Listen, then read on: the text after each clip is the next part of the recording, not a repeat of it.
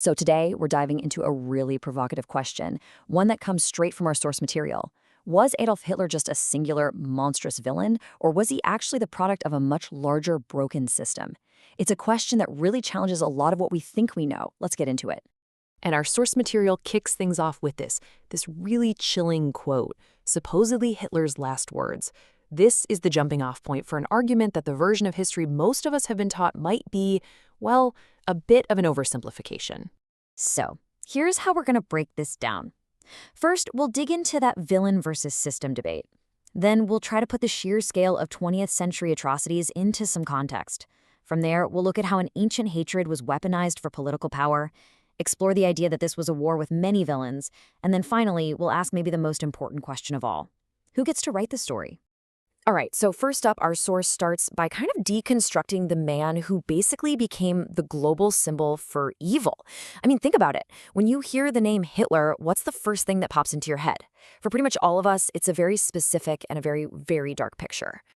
You know, the story we all know pretty much boils down to three main things: his responsibility for the absolute horror of the Holocaust, his role in kicking off World War II, and his status as the ultimate face of antisemitism. This is the history we're all familiar with. But this is where our source material really pushes back and asks a tough question. Does focusing so intensely on one man kind of let everyone else off the hook? Was Hitler deliberately cast as the ultimate villain to simplify a reality that was way more complex and, frankly, a lot more uncomfortable for everybody else?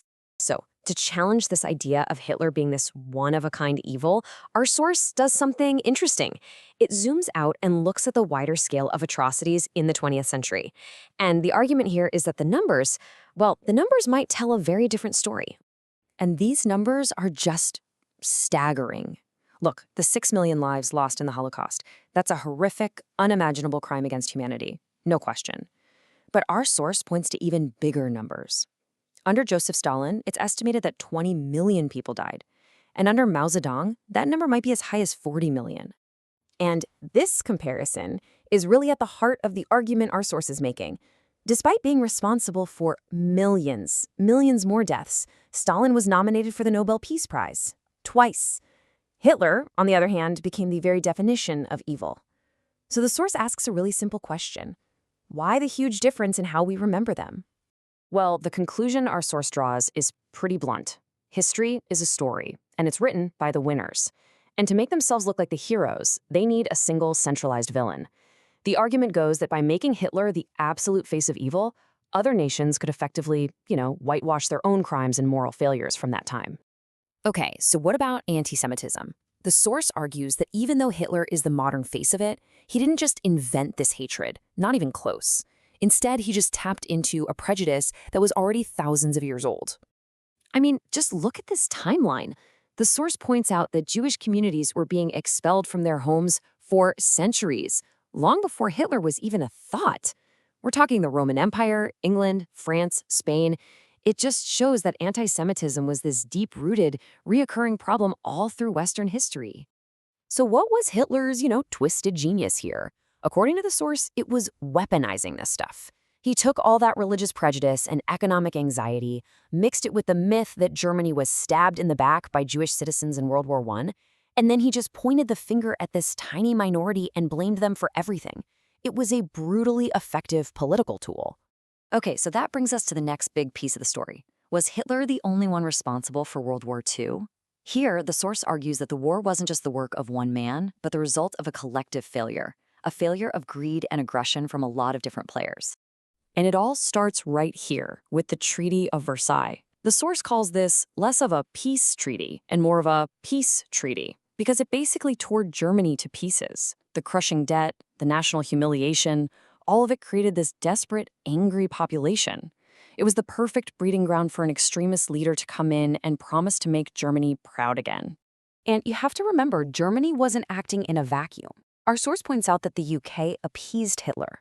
The Soviet Union literally signed a pact with him to carve up Poland.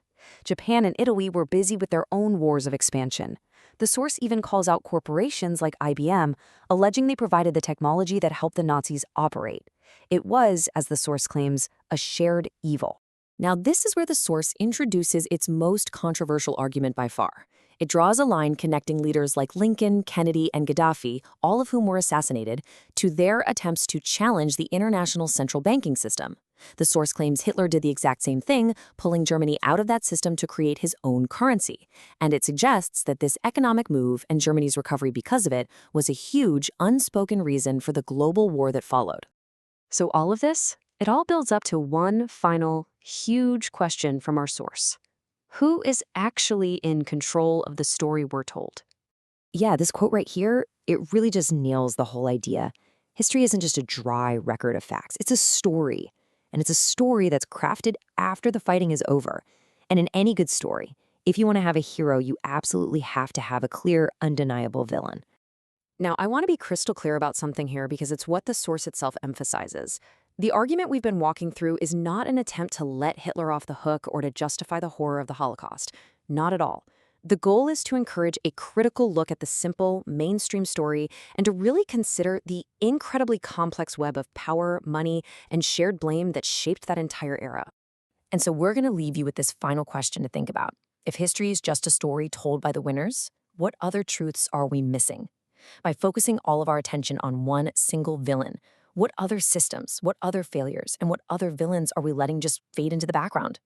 According to our source, the real story of history is far more complicated than the one we've been told. Thanks for joining us.